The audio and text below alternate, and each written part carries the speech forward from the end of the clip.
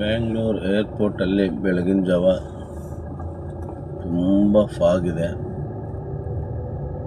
Fog ಎಷ್ಟಿದೆ ಅಂದರೆ ಎದುರುಗಡೆ 50 ಮೀಟ್ರಿಂದನೂ ಏನೂ ಕಾಣ್ತಾ ಇಲ್ಲ. ಮೊದಲ 8 ನಿಮಿಷ ಫ್ರೀ.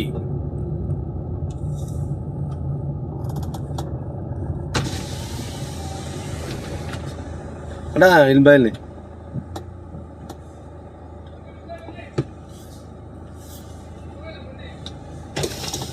ಅಣ್ಣ ಇವಾಗ ಸರ್ ಇವಾಗ ಒಳಗಡೆ ಹೋದ್ರೆ ಪಾರ್ಕಿಂಗ್ ಮಾಡೋದ ಅಥವಾ ಏನು 8 ನಿಮಿಷ ಅಷ್ಟೇ ಫ್ರೀನಾ ಸರ್? ಅಷ್ಟೇ 8 ನಿಮಿಷ ಅಷ್ಟೇ. 8 ನಿಮಿಷ ಅಷ್ಟೇ ಫ್ರೀ. ಮತ್ತೆ ಪಾರ್ಕಿಂಗ್ ಮಾಡಬೇಕು, ಚಾರ್ಜ್ ಮಾಡುತ್ತಾರೆ. ಯಾಕಡೆ ಹೋಗ್ಬೇಕು ಈಗ?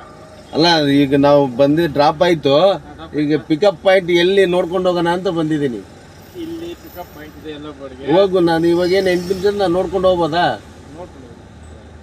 8 ನಿಮಿಷ ಮಾತ್ರ ಫ್ರೀ. ಒಂದು ವೇಳೆ ಏನಾದರೂ ಹಣೆ ಬಾ ಚೆನ್ನಾಗಿದ್ರೆ ಒಂದು 10 ಸೆಕೆಂಡ್ ಮುಗಿಸ್ತದೆ 150. ಅಲ್ಲ ನಾನು ಹೊರಟೇ ಬಿಟ್ಟು ಪಿಕಪ್ ಇಲ್ವಲ್ಲ ನಂದು. ಹೌದು, ಹೋಗ್ಬೋದು.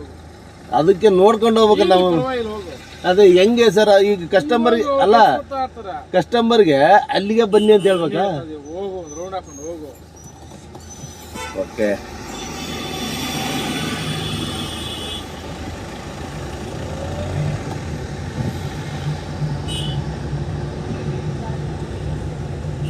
ನೋಡಿ ಸ್ನೇಹಿತರೆ, ಏರ್ಪೋರ್ಟ್ ಒಳಗಡೆ ಪಿಕಪ್ ಮಾಡೋದು ಹೆಂಗೆ ಏನು ಅಂತ ತೋರಿಸ್ತಾ ಇದ್ದೀನಿ, ನೋಡ್ಕೊಂಬಿಡಿ.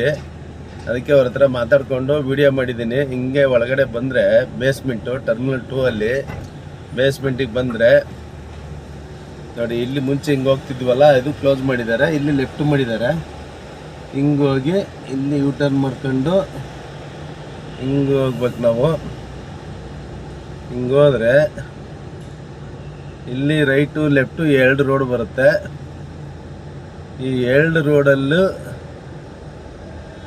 ನೋಡ್ಕೊಂಡು ಹೋಗೋಣ ನಾವು ಹೆಂಗಿದೆ ಏನು.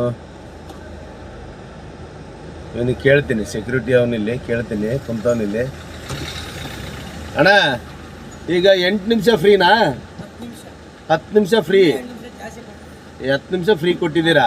ಈ ಕಸ್ಟಮರ್ಗೆ ಎಲ್ಲಿವರೆಗೆ ಕೇಳ್ಬೇಕು ನಾವು?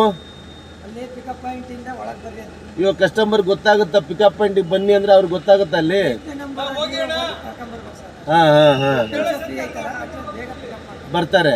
ಓಕೆ ಓಕೆ ಸರಿ ಅಣ್ಣ. ನೋಡಿ ಸರ್, 8 ನಿಮಿಷ ಇತ್ತಂತೆ, ಇವಾಗ 2 ನಿಮಿಷ ಎಕ್ಸ್ಟ್ರಾ ಕೊಟ್ಟು